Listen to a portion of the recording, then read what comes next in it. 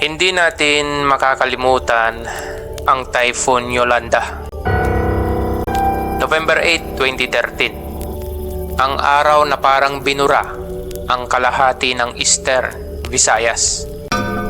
Isang super typhoon na dumaan parang halimaw. Umiyak ang langit, humahagibis ang hangin, at literal na nilamon ng tubig ang mga lungsod. Pero kung akala mong ang bagyo lang ang nagdala ng lagim, hindi lang pala katawan ang nawala. May naiwan, may mga kaluluwang naligaw. Okay, listen to this. Makalipas ang ilang linggo matapos ang trahedya, may mga kwento na kumalat. Isang nanay, tawagin natin siyang Aling Cora, naghahanap ng tubig sa may kanto ng Anibong. Alas 5 ng umaga. Tahimik, walang halos tao. Pero sa kabilang kalsada, may babae raw. Basa, walang saplot sa paa, at umiiyak. Nilapitan daw siya. "Miss, okay ka lang?" tanong ni Aling Cora. Pero hindi siya sumagot. Tumingin lang daw sa kanya yung babae. Tapos, ngumiti. Isang ngiting parang sinasabi, "Salamat, pero huli na." Naglakad palayo yung babae, pero hindi tunog ng yapak ang narinig ni Aling Cora. Tunog ng tubig. Parang may nilalakad na baha. Ito yung tuyo ang kalsada. Paglingon niya ulit, wala na ang babae. Oo, baka sabi mo guni-guni lang. Trauma, di ba? Sabi nga ng mga doktor, post-traumatic stress. Natural lang mag-hallucinate. Pero, ilang tao ba ang kailangang makakita ng pare-parehong multo para masabing guni-guni lang? Kasi hindi lang si Aling Cora. Mayroon pang isa. Tawagin na lang natin siyang Paulo. Volunteer sa isang relief center. Gabi, naglalakad siya pauwi. Nadaanan niya yung dating elementary school. Isang gusaling walang bubong. Wasak na wasak. Pero may narinig siyang umiiyak na bata. Sabay-sabay. Parang choir ng hinagpis. Baka may natrap, inisip niya. So sinilip niya ang loob ng building. Walang tao. Pero nandun ang mga tinig. "Mama! Mama! Nasaan ka na?" Ganon. Guys, isipin mo yon, mga batang boses, paulit-ulit. Sa gabi. Wasak na paaralan. Walang laman. Walang explanation. At hindi lang iyak ang naririnig ng mga tao. May isang barangay sa Tacloban, hindi ko nababanggitin para sa respeto sa mga residente. Pero ang kwento, tuwing alas 10 ng gabi, buong kalye ay tumitigil. Walang aso, walang ingay, para bang may invisible na curfew. At minsan daw, may naririnig kang kumakatok sa mga bahay. Hindi isang katok. Hindi 3, kundi 7 katok. Eksaktong 7. Hindi mo daw pwedeng buksan yon kasi sabi nila kung sino man ang magbubukas ng pinto sa ika-7 katok, di na muling magsasara ang pinto. Metaphorical ba yon o literal? Ito pa, isang batang lalaki. Tawagin na lang natin siyang June. 8 years old. Nung panahon ng Yolanda. Nahanap siya ilang araw matapos ang bagyo. Nakatayo sa bubong ng bahay nila. Wala siyang gibo. Nakatingin lang sa isang direksyon. Nung tinanong ng rescue team kung nasaan ang pamilya niya, ang sagot niya lang, "Hinahanap ko po sila. Andito lang sila." My goodness. So, fast forward tayo to 2019. 6 years later si June, tahimik pa rin. Hindi raw nagsasalita kapag umuulan. Bigla na lang sinasabi, naririnig ko sila ulit. Okay? Let's pause here for a second. Kasi what the heck? Bakit paulit-ulit ang kwento ng mga taong hindi kilala ang isa't isa? Mga taong hindi nagkakakilala pero pare-parehong nakakakita ng babae na nakaputing duster, bata na nawawala o iyak sa gabi.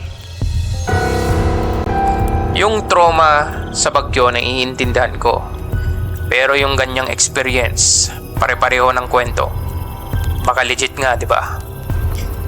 Even local officials confirmed na after Yolanda, parami ng parami ang nagre-report ng paranormal events.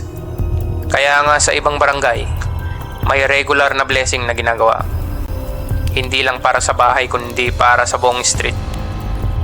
Yung isang padre, sinabi raw sa misa, marami tayong nililibing pero baka hindi lahat ay natagpuan.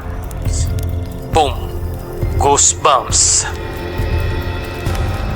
Alam mo ba na may mga pamilya na hanggang ngayon hindi pa rin nahanap ang katawan ng mahal nila? As in zero trace, no body, no clothes, nothing. Parang na-erase lahat. At sa ating kultura, lalo na sa Visayas, mahalaga ang proper burial. Kasi kung walang pahinga ang katawan, walang pahinga ang kaluluwa. Diba, may kasabihan tayo na ang patay kailangan mailibing ng maayos para hindi magparamdam. Pero paano kung libo-libo ang sabay-sabay na namatay at hindi lahat natagpuan? Anong klaseng kaluluwa ang nabubuo kapag ganyan ang trahedya? Kasi hindi lang isa, hindi lang dalawa. May buong community sa Tacloban na naniniwala na ang bagyo ay hindi lang nagdala ng bagyo, kundi ng mga supernatural. Imagine mo, naglalakad ka sa kalye, may naglalakad din sa likod mo. Hindi mo marinig pero nararamdaman mo. Paglingon mo, wala, pero naamoy mo. Basa, lupa, bahang may halong sunog. Hindi ka babalik. Hindi ka tatakbo. Kasi alam mong baka pag kumilos ka pa, susundan ka niya. And here is where it gets even darker. May isang viral Reddit thread noong 2016. Isang backpacker raw na galing Manila.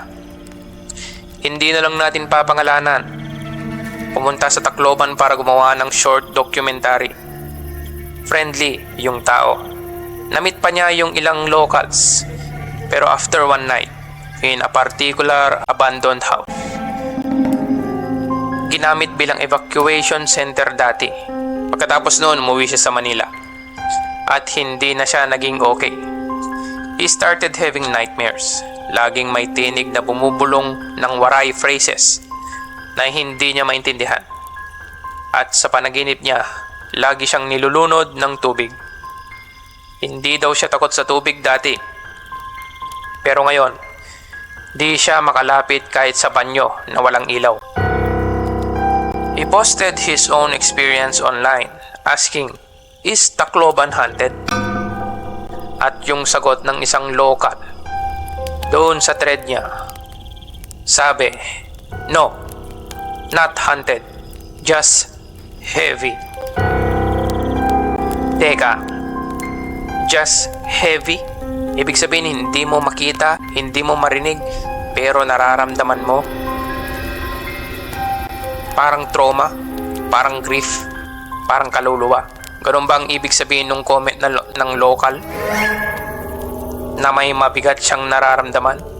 O yung mga tao sa Tacloban hanggang ngayon may mabigat pang nararamdaman? Ganun ba? Eto pa, mas creepy to. So let's get into it. Alam mo ba kung anong itsura ng mass grave sa totoong buhay? Hindi siya kagaya ng mga nakikita mo sa pelikula. Walang cross, walang pangalan, walang misa. Minsan, kahit marker wala. Isang malaking huhukay lang. At noong panahon ng Yolanda, sobrang dami ng katawan. Hindi na nakilala, hindi na naisa-isa. Hindi na nabigyan ng dasal o lamay. Nilibing na lang. Minsan sa likod ng simbahan, minsan sa gitna ng burol, minsan sa likod mismo ng bahay mo. May isang barangay na hanggang ngayon, di pa rin pinapatayuan ng mga residente. Tabi raw ito ng temporary mass grave. Pero ang dahilan ng mga residente, saka na lang kami magpapatayo kasi may naririnig pa sa gabi. Ano raw? Naririnig? At ang naririnig daw nila ay mga iyak ng bata. Mga iyak ng matatanda. Pero mahina. Parang pinipigilan. Parang inililibing na. Pero buhay pa. Oof! Grabe. Meron ding kwento mula sa isang student. Tawagin na lang natin siyang Leia. College na siya nung pandemic. Pero bumalik sa Tacloban para mag-online class. Yung bahay nila dati ring evacuation center. Wala silang choice kung di tumira habang walang klase sa campus. Nung una raw, normal, tahimik. Pero after a few nights, napapansin niya na tuwing 2:00 ng madaling araw, may amoy na lumalabas sa kisame. Mabaho, parang bulok na basang kumot na may dugo. Binaliwala niya. Hanggang isang gabi nagising siya sa sobrang lamig. Akala niya nawalan ng kuryente. Pero nung dumilat siya, may babae sa paanan ng kama niya. Basa, nakalugay ang buhok at humihikbi. Hindi siya nakagalaw, hindi siya makasigaw. Tapos nawala. Kinabukasan pinatawag niya ang isang elder. At yung sabi ng matanda, may naiwan sa bahay niyo. Hindi siya umaalis at baka hindi lang siya ang naiwan dito. Okay, wait. What? Hindi lang siya? I don't know about you pero kung may multo na nga sa bahay ko, isa pa lang. Sobrang traumatizing na. Pero marami as in sama-samang naghahanap ng pahinga. Guys, that is not hunting. That's congregation. Ito pa. May mga ulat na mula sa mga bagong salta sa Tacloban. Mga pamilya na hindi lumaki doon pero bumalik after the storm. Hoping to rebuild. Yung iba government housing. Bagong tayong units. Safe. Dry. Fully painted. Pero ang sabi nila, bakit raw sa ilang bahay may pader na tila hinihila pabalik ang pintura. Parang may umuukit sa dingding mula sa loob. And this isn't just one house, may pattern. May mga block daw ng units na paggabi na sabay-sabay namamatay ang ilaw. Wala ring problema sa linya ng kuryente pero laging 2:00. The same time, Leia saw the woman. Coincidence? Maybe. Pero bakit laging 2:00? That is not just a random hour. In folklore, that is 1 hour before the devil's hour. Pero sa Pilipinas, mas masama pa raw minsan ang kaluluwa ng taong namatay nang hindi handa kaysa sa demonyo mismo. Kasi ang demonyo kalaban mo. Pero ang multo, biktima rin. At minsan, ikaw ang kahawig ng taong iniwan nila o pagkakamalan nilang naiwan nila. Okay, story time ulit. Si Mang Elmer, hindi niya to tunay na pangalan, isang driver ng tricycle. Lagi raw dumadaan sa isang shortcut papunta sa terminal. Madilim na eskinita, pero nakasanayan na niya. Isang gabi, may babaeng sumakay. Tahimik, di nagsasalita. mukhang pagod, basa ang buhok. "Terminal po," sabi ng babae. Pagdating sa terminal, bumaba siya. Walang bayad. Paglingon ni Mang Elmer para maningil, wala na ang babae. Sumigaw siya sa mga tambay. "Saan dumaan yung pasahero ko?" Sabi ng isa, "Boss, wala ka namang pasahero, mag-isa ka naman kanina pa." Umuwi si Mang Elmer ng nanginginig at kinabukasan, nagkasakit siya, lagnat, nanginginig, nagkamalarya. What if yung ibang multo na to hindi lang naglalakad-lakad? What if sumasakay sila hindi lang sa tricy o pisikal na bagay kundi sa mismong kaluluwa mo? Nag-aabang hindi sa pasahero kundi sa pagsundo. Hindi lang ito ghost story, ito ay kwento ng trauma, ng pagkawala, ng hindi matapos-tapos na lumbay. Imagine mo, may libo-libong taong namatay ng biglaan, hindi alam na patay na sila. Diba?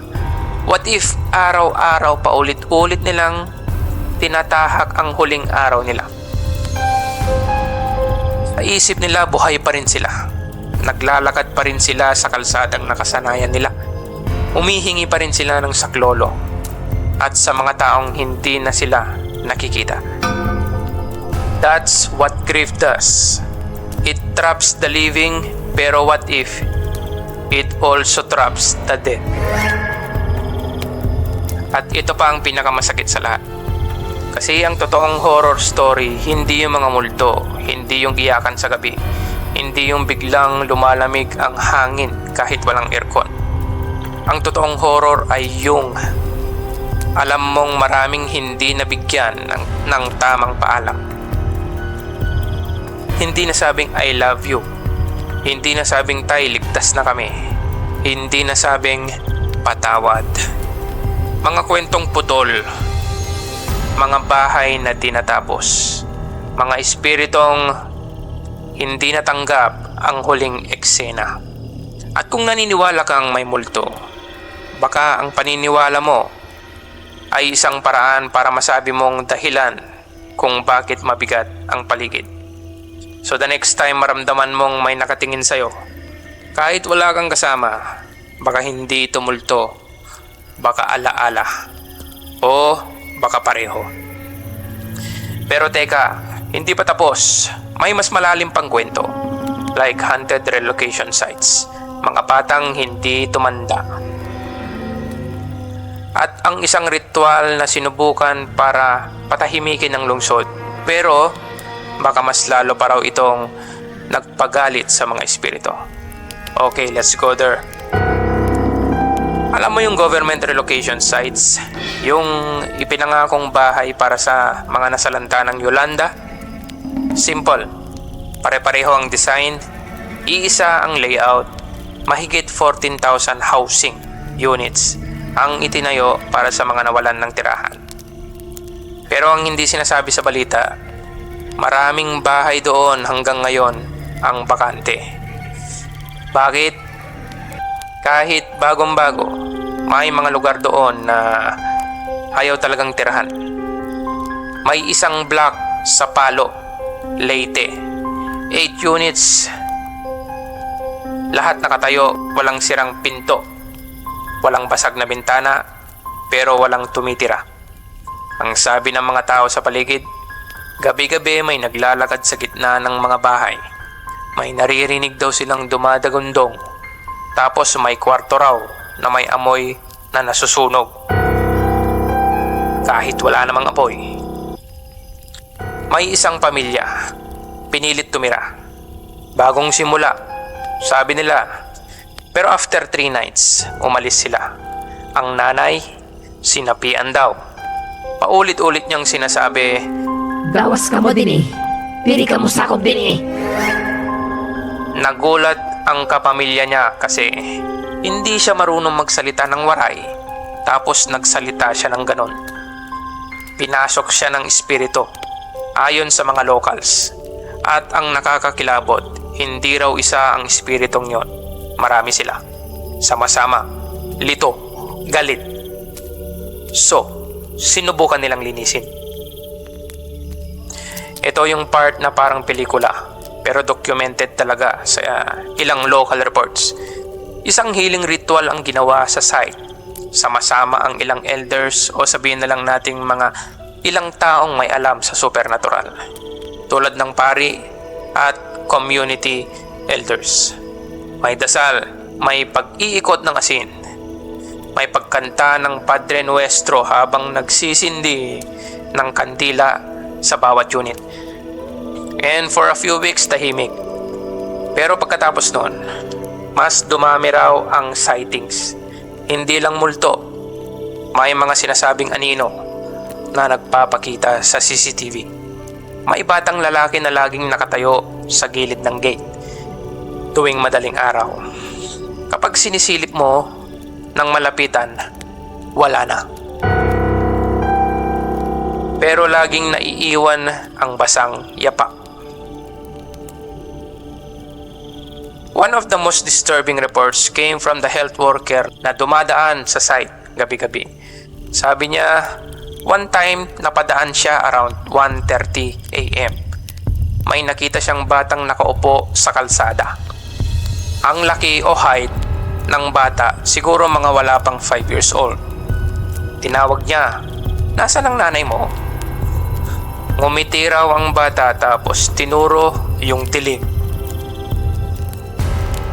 When the health worker turned around, may babae nga raw, pero hindi gumagalaw, nakatayo lang. Hindi mo raw makikita ang mukha, pero damang-dama mo ang galit. Lumapit siya para tanungin kung okay lang sila, pero biglang naglakad yung babae sa direksyon ng poste ng ilaw. At nung tinamaan siya ng ilaw, wala siyang anino. You know what that means? In folklore, kung wala kang anino, hindi ka kabilang sa mundong ito. And this parts gets me every time. Kasi minsan, di mo alam kung alin sa mga taong nakikita mo ang buhay pa. May kwento pa nga ng isang relief worker na nag-i-interview ng isang survivor sa isang gymnasium noon. Sa daming tao na isa-isa niyang kinakausap, may isang babae raw na nakaupo sa tabi ng pader. Tahimik lang, nakikinig, nakatulala. Binalikan niya ito para kausapin. Pero sabi ng ibang evacuees, "Sir, kanina pa walang nakaupo dyan." Pero andun pa rin yung upuan. Basa, parang may naupo nga talaga. May isang matandang lalaki pa na tumanggap ng relief goods. Sabi raw niya para sa anak niyang babae. Inabot ng volunteer ang package. Kinabukasan, bumalik yung volunteer para mag-check-in. Tinuro niya ang bahay. Pero ang sumulubong sa kanya, isang matandang babae. Kayo po ba yung asawa ni Mang Isko?" Hindi niya tunay na pangalan. Biglang natahimik ang babae. Si Isko. Matagal lang patay yun. Nung bagyo pa. Hindi na ho namin nakita yung katawan niya." Diba? So sino yung kausap ng volunteer kahapon? Sino yung tumanggap ng relief goods? Jesus. I don't know about you, pero napaisip talaga ako kung gaano karaming kaluluwa ang naiwan sa ganitong uri ng trahedya. Hindi multo na gustong manakot, kung di mga kaluluwang hindi pa rin makaalis dahil may iniintay. May hindi pa natatapos o may gusto pang sabihin. At minsan, ang pinaka nakakatakot ay hindi ang mga multong nasa labas ng bahay, kundi yung multong kasama mo pala sa loob. Some grief doesn't fade. Some souls don't live. Tulad nga ng sabi ko minsan, ang horror ay hindi nasa kwento ng multo. Nasa kwento siya ng mga iniwan. Yung mga tanong na walang sagot. Yung mga paalam na di nasambit. yung pagkawala ng walang paliwanag. Tacloban is not just a city of survivors. It's a city full of memories and of pain, of longing. Napaka-interesting ng kwento, no? Anong masasabi nyo? Gusto nyo pa ng ganitong usapan? Huwag kalimutang mag-subscribe. Nagbabahagi kami ng creepy, real-life horror at mystery stories 3 times a week. Kape, kwento at kilabot. Ganyan kami dito. Kung gusto nyo naman ng mga solid immersive storytelling, nag-a-upload din kami. Para sa mga naghahanap ng bangungot habang nagsasaing o naglalaba. Hanggang sa susunod, stay safe, stay curious. Bye-bye.